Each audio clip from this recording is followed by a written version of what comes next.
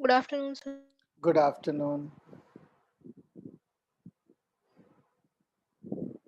We'll just wait for a minute or so and let others join, and then we will start.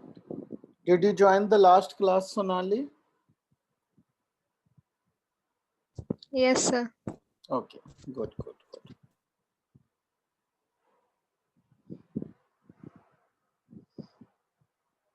So we will continue with some more examples and questions of the conditional probability now.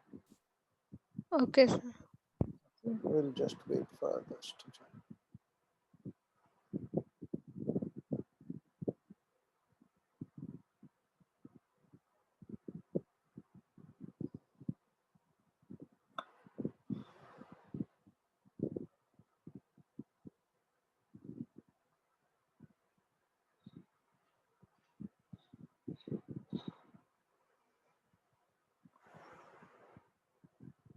You're clear on this concept of conditional probability? Yes, sir. Okay, good.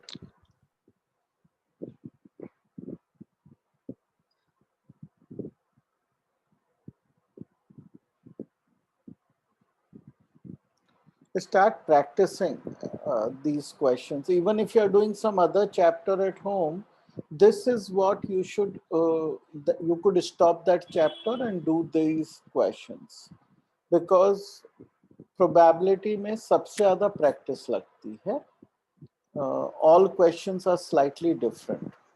Okay.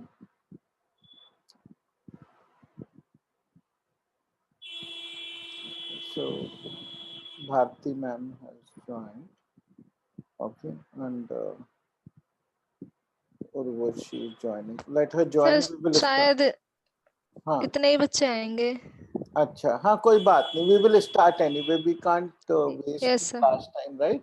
So आप अपना video on कर लीजिए, Sonali, Urvashi, and then we will start.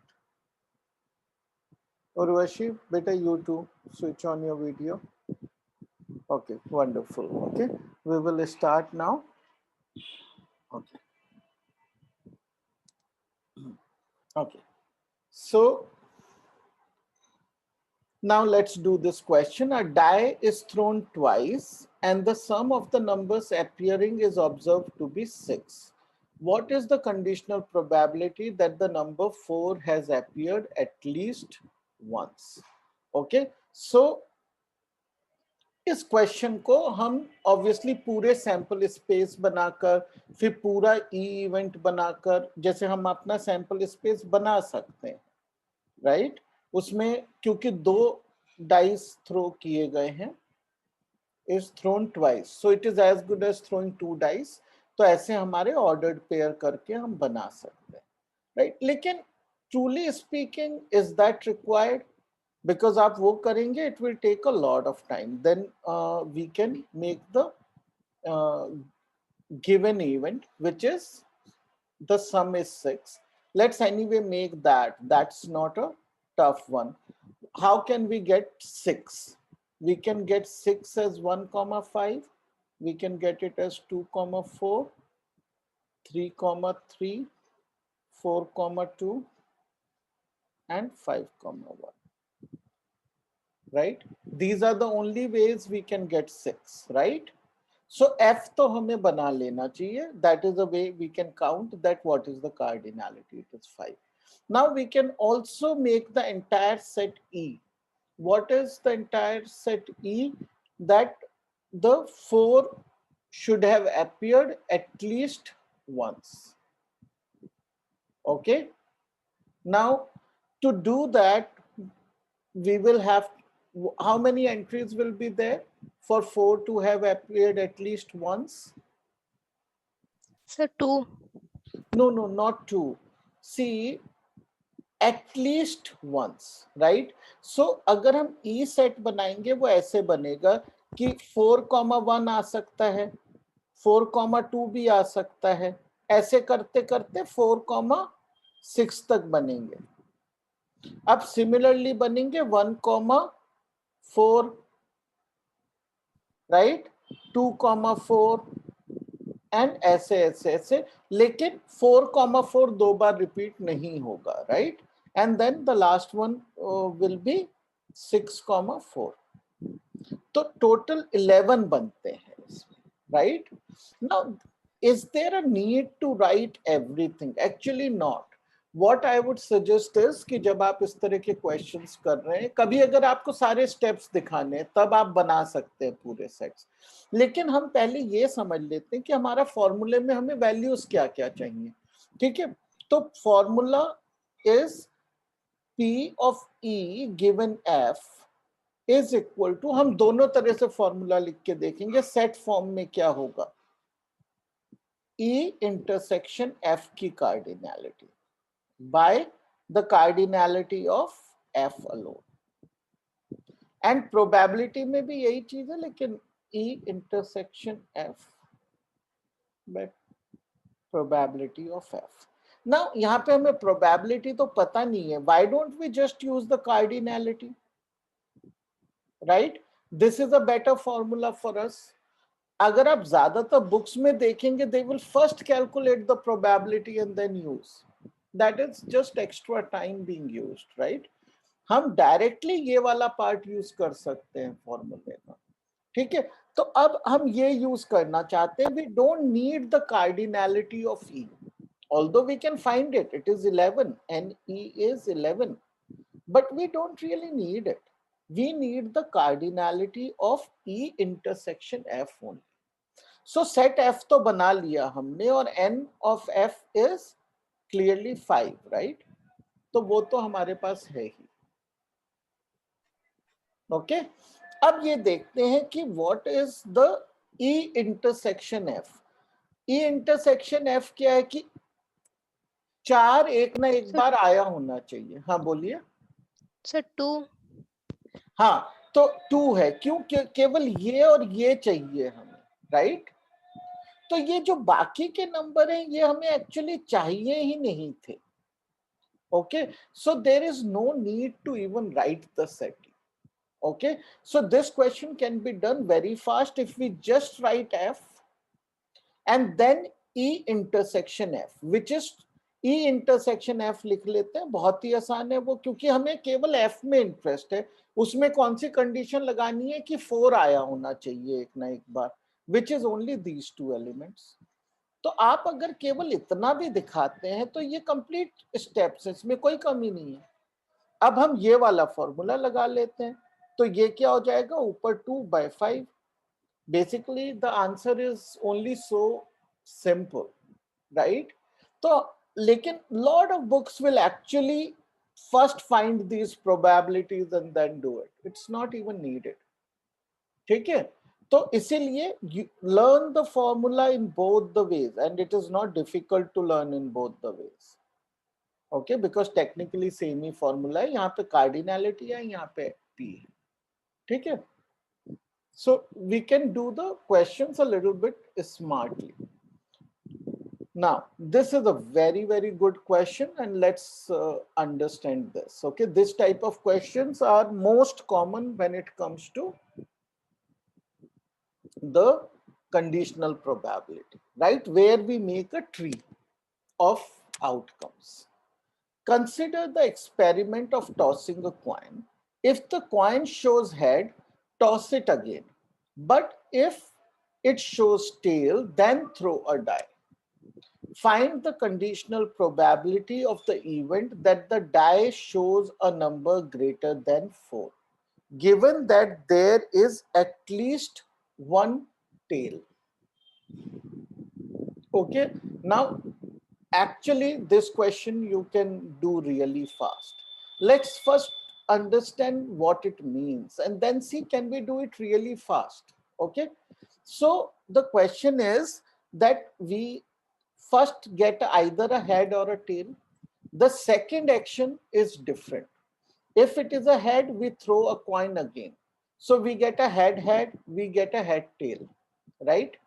Head tail, because we are including the previous one also into this. So this is the final result of the experiment, which is a 2-step experiment.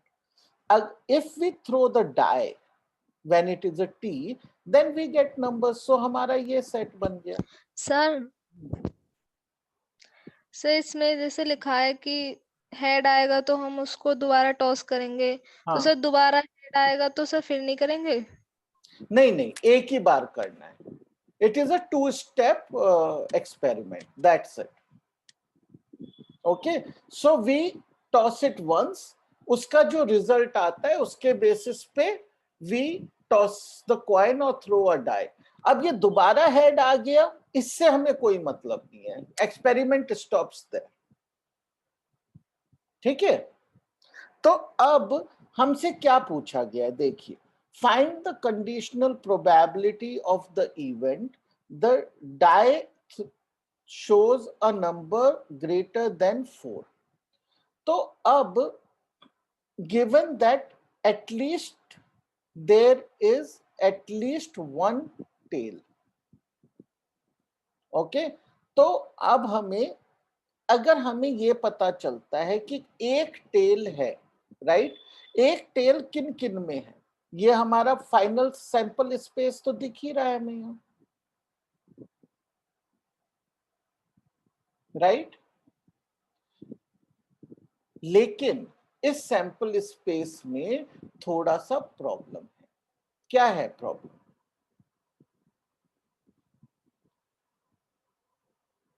कोई बता सकता है कि sample space में actually क्या problem है? Sir पता नहीं. हाँ, देखिए, क्या ये इवेंट्स इक्वली लाइकली हैं? सैंपल स्पेस तो यही है, इसमें कोई शक नहीं है, लेकिन क्या ये इक्वली लाइकली इवेंट्स हैं? ये इवेंट 1 है, ये इवेंट 2 है, मान लीजिए 3 4, we have total 8 events, right. क्या ये सब इक्वली लाइकली इवेंट्स हैं?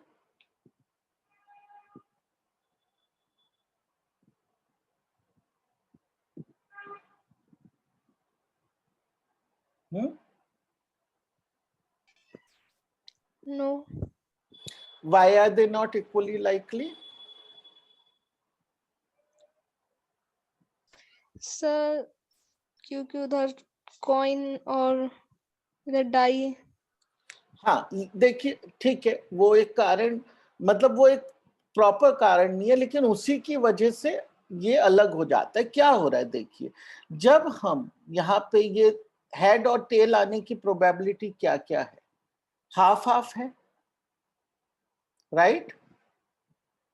लेकिन ये दोबारा हेड आने की प्रोबेबिलिटी ये आ चुका है, मतलब कि गिवन पहले हेड आया है, ये प्रोबेबिलिटी अब हाफ ही है, और ये हाफ है, लेकिन ये सब 1/6 है. ओके, ये सब प्रोबेबिलिटीज 1/6 है. तो नेट प्रोबेबिलिटी क्या है, right? The net probability is, पहले हाफ से तो ये आया, फिर ये हाफ हो गया, उसका हाफ का हाफ है. सो ये प्रोबेबिलिटी जो है ये 1/4 है, और ये प्रोबेबिलिटी भी 1/4 है, जबकि ये प्रोबेबिलिटी क्या है, 1/12 है. ये भी 1/12 है प्रोबेबिलिटी.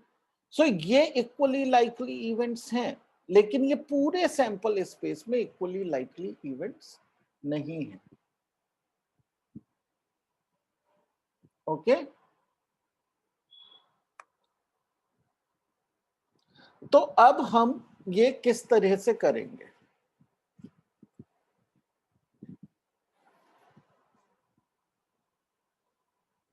ठीक है, तो हम देखते हैं कि हमारा फॉर्मूला क्या है. हमें चाहिए P E given F is equal to P E intersection F by P of F,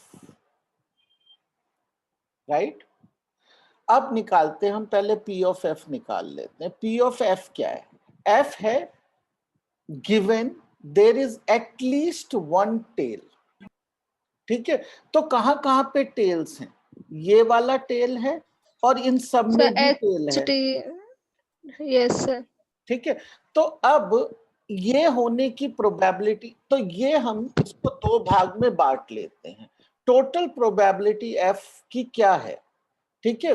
तो टोटल प्रोबेबिलिटी एफ की है, मान लीजिए इस इवेंट को हम F1 कह देते हैं, राइट, ये वाला।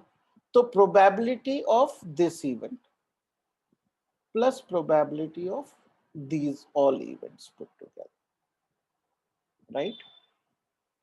तो इस इवेंट की प्रोबेबिलिटी है 1/4, राइट। तो ये हो गया 1/4 प्लस, और इस पूरे इन सब इवेंट्स की क्या है, 1/12 plus 1/12 plus 1/12, So 1/2. which is, yes, which is 1/2. Okay, 6 times. So we get 1/4 plus 1/2. Okay, which is 3/4. अब हमें दूसरी प्रोबेबिलिटी चाहिए, probability of E intersection F. E intersection F क्या है कि the die shows a number greater than 4, ठीक है। अब देखो इस वाले में तो डाई है ही नहीं, so definitely we don't care about this. It तो इसकी दो ही होंगी, T5 और T6। हाँ, T5 और T6, और दोनों की प्रोबेबिलिटी है 1/12। So 1/12 plus 1/12 is equal to 1/6। ठीक है। तो हमारी अब probability of E given F आ गई, ये वाली probability which is 1/6 divided by 3/4, okay, which is 1/6 into 4/3,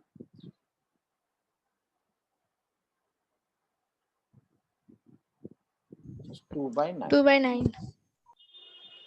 okay, तो ये जो क्वेश्चन है ये बहुत अच्छा क्वेश्चन है, राइट। इस तरह के क्वेश्चंस आपके एग्जाम में डेफिनेटली आ सकते हैं, ओके।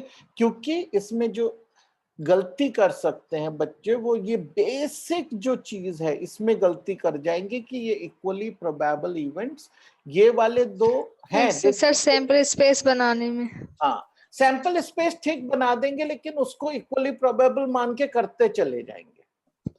यस। और क्लासिकल प्रोबेबिलिटी तभी अप्लाई होती है जब इक्वली प्रोबेबल इवेंट्स होते हैं। ये इसका मतलब गुरु मंत्र है, ये इसके बिना तो आप आगे बढ़ ही नहीं सकते हो क्लासिकल प्रोबेबिलिटी में, ठीक है। बट अब वीडियो ऑफ हो गए, सोनाली आपका, और उर्वशी तो I think has dropped out for some reason. Okay, ठीक है, कोई बात नहीं। Let's do a few more questions and we'll get a hang of it then. Given that E and F are events such that probability of E is 0.6, probability of F is 0.3, and E intersection F का भी probability दिया हुआ है, right? Now this is a direct application of the formula. Okay, P E given F is equal to P of E intersection F. Sir 2/3। Okay, P of F. Okay, so this is given to us here 0.2, and P of F is 0.3. So it is 2/3, right? Similarly, F given E, ठीक है, so पर तो numerator change नहीं होगा हमारा, so it will be 0.2 by 0.6, which is 1/. Okay. Compute A probability of A given B if probability of B is given and probability of A intersection B is given, right? So this is definitely straightforward. What do we have to do? 0.32 by 0.5. Sir 32/5। Right? So which is 32 by 50. 10, 50, 32 by 50. Okay, which can be written as, we can, there is only one common factor, 2, right? 16/25. तो अगर आप ऐसे छोड़ दोगे ना, you might lose half a mark there, okay? क्योंकि हमें simplest form में लिखना है. You can also leave it as 0.64, that is also okay. Okay, because that is also a complete answer. This is also a complete answer. Okay. Okay, let's do this one. इसमें थोड़ा सा इन्होंने change कर दिया है, but there is not a big difference. इसमें हमसे ए intersection B पूछा है जब हमें बी का प्रोबेबिलिटी दिया है और बी गिवन ए का प्रोबेबिलिटी दिया है, right? So P A intersection B sir 0.2. हाँ will be what? P of B into P of A given B. Oh, sorry, I should have written it the other way, right? Because हमें दिया हुआ है P B given A, right? तो हमें ये वाला form लिखना चाहिए, right? Now it is just 0.4 into PA, 0.8, which is 0.3. Okay, now let's do the second part. P sir 0.32. Sir इसमें 0.8 लेंगे 0.5. हाँ, तो इसमें ये फॉर्मूला हम अपना स्टैंडर्ड लगाएंगे. सर फर्स्ट वाले में फर्स्ट वाले में 0.4 लेंगे ना, ये वाला फॉर्मूला. सर इधर सर पी ए लेंगे. हाँ, पी ए लेंगे. यस. हाँ ओके सर. हाँ, एक चीज याद रखिए, याद रखने का तरीका बता रहा हूं कि जब जो गिवन वाला है जो नीचे आ रहा है उसी से मल्टीप्लाई होता है, राइट? अगर हम उसको इधर लिखते हैं उसी से डिवाइड होता है. तो जो ये वाली प्रोबेबिलिटी है ना, ये अकेली कहीं नहीं आती. That is also one way to remember conditional probability में कंफ्यूजन ना हो जाए. ठीक है ना? देखिए यहाँ जो गिवन वाली है उसी से मल्टीप्लाई डिवाइड होता है जो भी होना. ओके, तो इसमें हो जाएगा हमारा P A intersection B divided by, यहाँ पे देखिए गिवन में बी है तो ये आएगा नीचे. अब ये हम निकाल ही चुके हैं, तो 0.32 आ गया है हमारा और b इज गिवन 0.5. सो ये आ गया 32/50, जो अभी भी हमारा पहले क्वेश्चन में भी एग्जैक्टली यही नंबर आया था, right? So which is 0.64, or we can write it as 16/25. Both are okay. And third, now how will we do this? A union B निकालना है, right? तो ये हमें याद होना चाहिए फ्रॉम क्लास 11 कि this is equal to minus P A intersection. ठीक है, ये बिल्कुल सेट थियरी वाला फॉर्मूला है जो उसमें कार्डिनलिटी में यूज करते थे, यहाँ पे हम प्रोबेबिलिटी में यूज करते हैं same formula, right? So now that we can calculate. ये समझ आ गया आपको? ये फॉर्मूला आना ही चाहिए, बहुत जरूरी है. ठीक है, तो A है 0.8 plus B is 0.5 minus 0.32. Okay, is equal to 1.3 minus 0.98. Okay,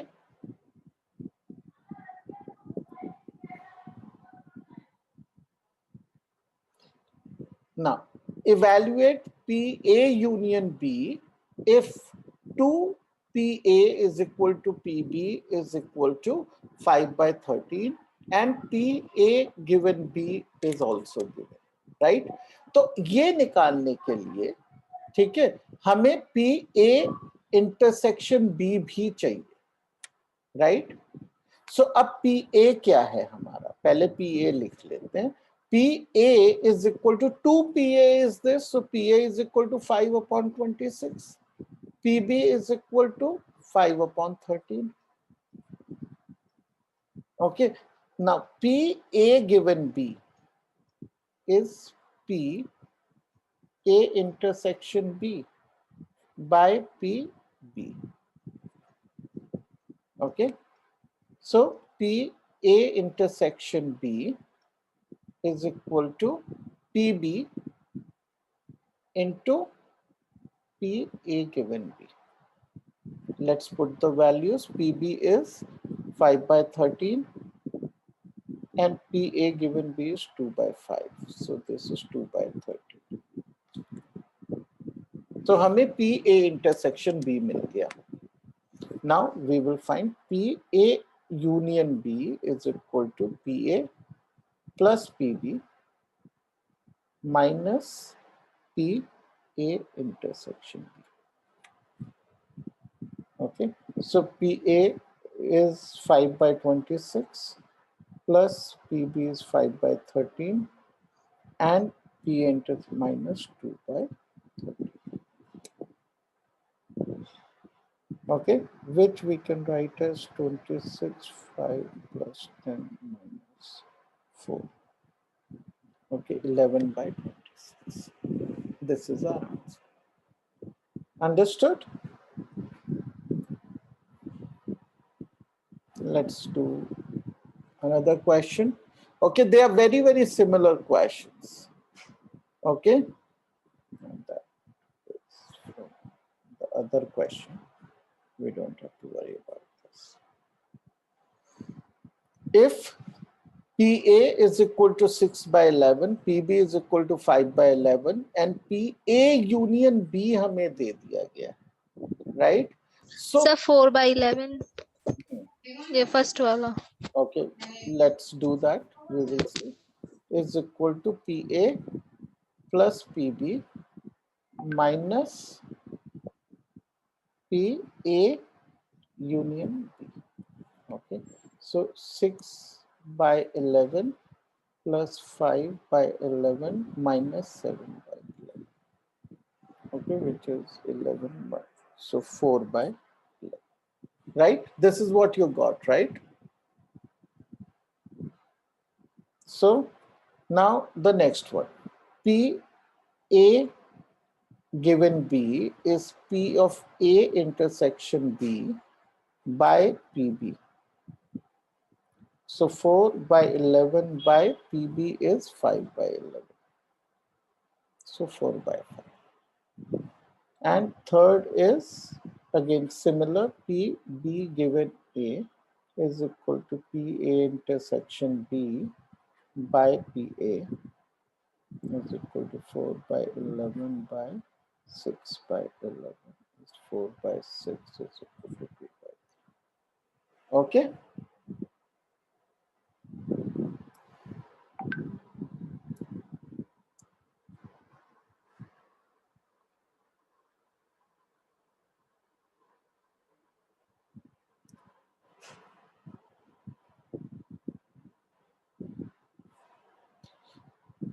So determine E given F in the next 3-4 exercises till exercise 9.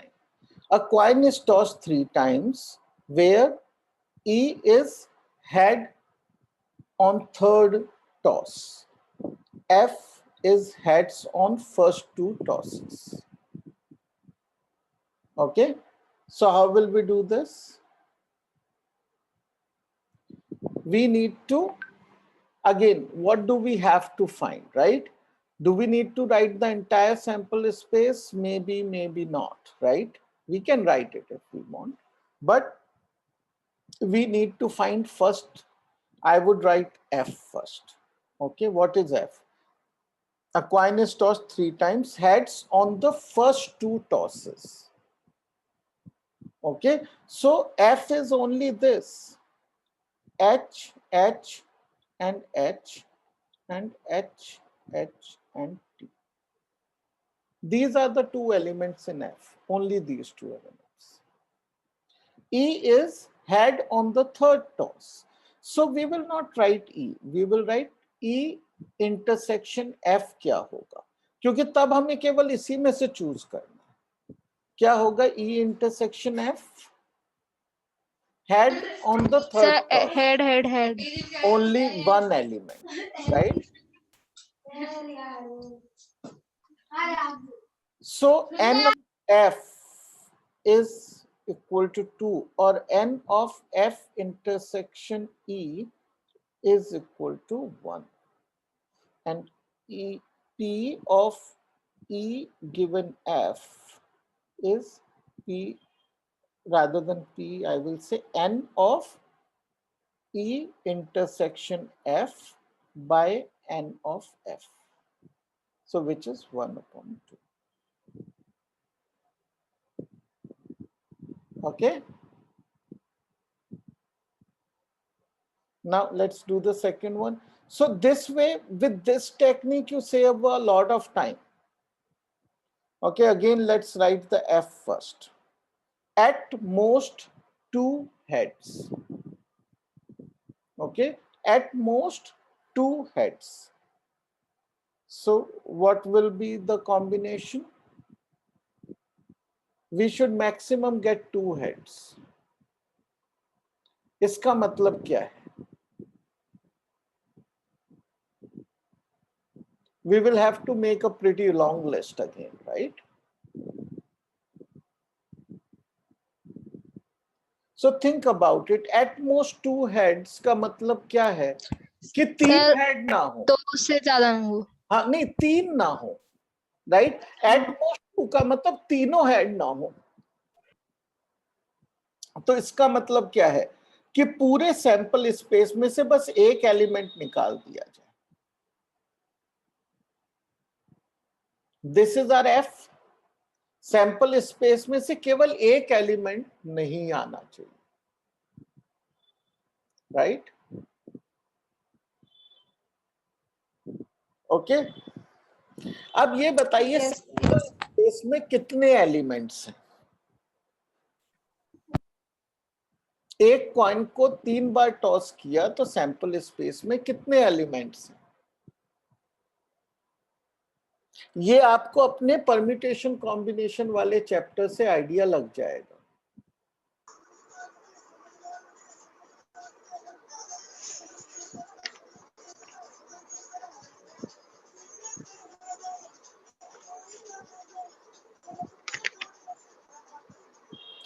कितने एलिमेंट्स होंगे? देखिए 3 कॉइन टॉस किया, राइट? इसमें 2 वैल्यूज पॉसिबल हैं, इसमें भी 2 वैल्यूज पॉसिबल है, यहाँ पे भी 2 वैल्यूज पॉसिबल। तो हमारे कॉम्बिनेशंस कैसे बनेंगे? ठीक है, ये 2 रेज टू द पावर 3, यानी कि 2 इंटू 2 इंटू 2, राइट? तो 8 हमारे पास कॉम्बिनेशंस थे, उनमें से हमने एक निकाल दिया, तो कार्डिनैलिटी एफ की तो 7 हो गई हमारी, राइट?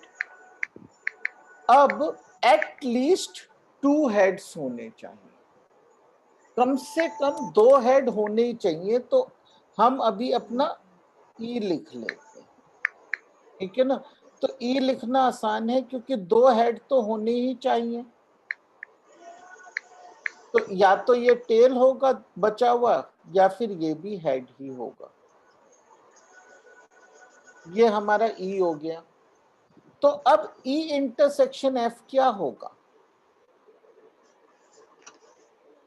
क्योंकि ई इंटरसेक्शन एफ में सर ई में बस 2 ही एलिमेंट आएंगे। हाँ 2 ही होंगे, क्योंकि ई क्या बोलता है? At least 2 heads. तो पहले 2 को मैंने कह दिया कि भाई हेड हेड तो होना ही चाहिए।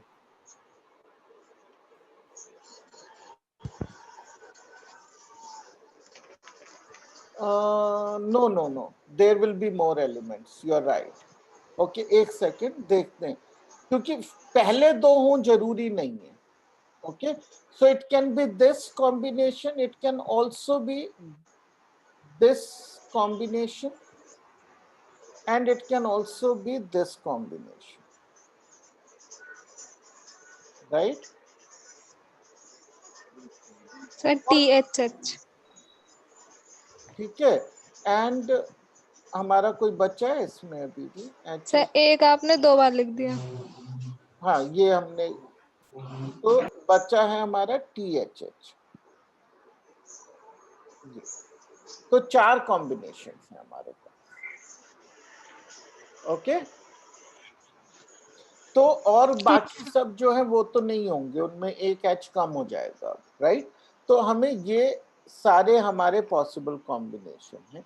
अब इन दोनों का जब हम इंटरसेक्शन लेंगे तो केवल यही मिसिंग टर्म है वहां पे, तो ये भी आ जाएगा, ये भी आ जाएगा, ये भी आ जाएगा, केवल ये नहीं आएगा।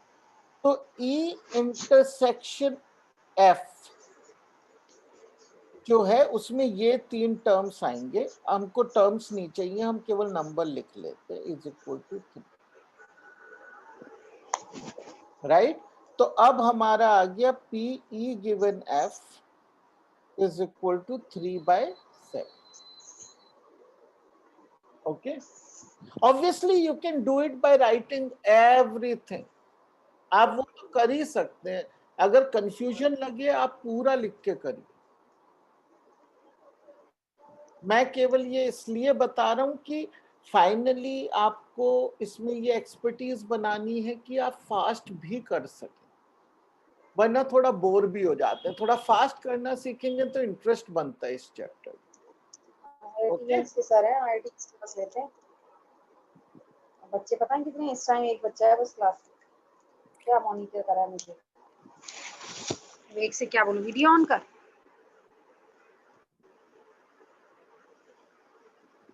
या सोनाली, एक आप वीडियो ऑन रखिए, of course I didn't even notice you didn't have video. Okay, but या जस्ट वन स्टूडेंट, वो बाकी दो थे but they have also dropped out, that's very sad. Okay, so let's do the third one.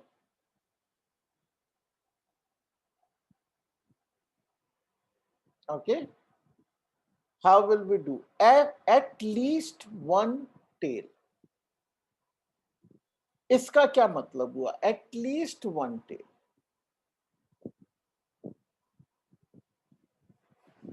कि कम से कम एक तो हो। हाँ,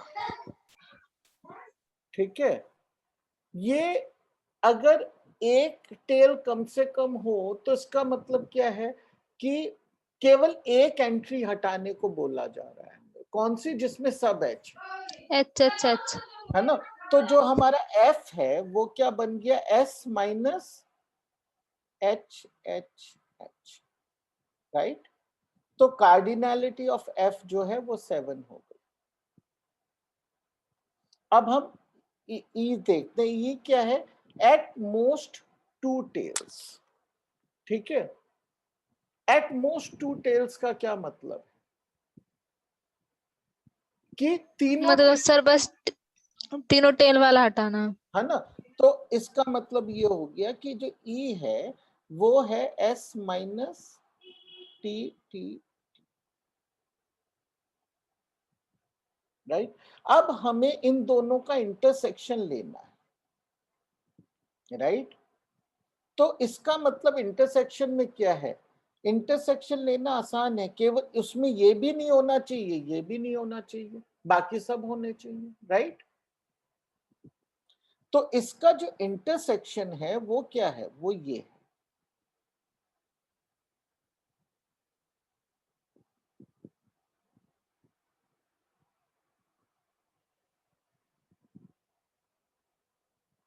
ओके, तो कार्डिनैलिटी क्या हुई इसकी? 6 हो गई, राइट। तो we are very close to the answer. P E given F is equal to P, sorry, हमको अब लिखेंगे हम कार्डिनैलिटी की फॉर्म में, N of E intersection F by N of F, right, which is 6/7. Okay, when you train yourself to do it in this way, it's easier, it's faster, but most importantly, ये तो छोटे questions है। कई बार questions होते हैं बहुत बड़े, जैसे कि they are 1000 tosses of a coin या something, उसमें listing the entire sample space is not possible। और उस समय ये बहुत जरूरी हो जाता है कि हमारे को इस तरह से भी क्वेश्चन सॉल्व करने आए। हम हमेशा पूरा सैंपल स्पेस लिस्ट करके ही क्वेश्चन सॉल्व करें, इस चीज पे हमें लिमिटेड नहीं होना चाहिए। Okay, now I'm left with only about a minute. Okay, so we will not do the next question. We'll continue in the next class. But it's very discouraging and sad कि only one student is there. Sonali, you were there, which is good, right? But I don't know why students are not joining at all. Let's see what we can do. Okay. So have a great weekend. Thank you, Bharti ma'am. Welcome, sir. Thank you. Bye bye. Okay, bye, sir.